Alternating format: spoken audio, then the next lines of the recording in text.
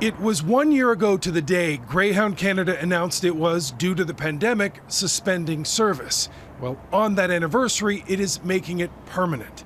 The announcement on the Greyhound Canada website quotes a senior vice president. Stuart Kendrick says a full year without revenue has unfortunately made it impossible to continue operations. That's a bit of a shocker. Bus travelers have been forced for a year to find alternatives like the train, alternatives that are often more expensive. Less option is no good.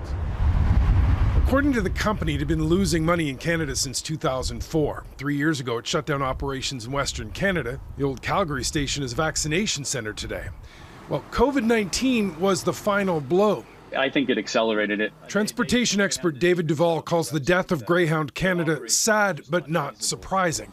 It was a service, he says, that could no longer be profitable based only on fares. If governments see a value or an importance in the service, they'll have to subsidize it, he says, or set up a new one. The biggest impact, Duvall says, won't be in the big cities where there are options, but in between, in smaller communities. Those are the towns that are thinking, well, what's going to happen now to our accessibility and our connectivity to wider social, health, and economic networks that we need.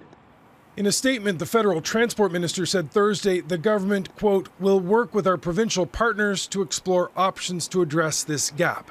Now, some Canadians will see Greyhound buses post-pandemic. They just won't be Canadian. The American Greyhound company will be running buses to and from the U.S.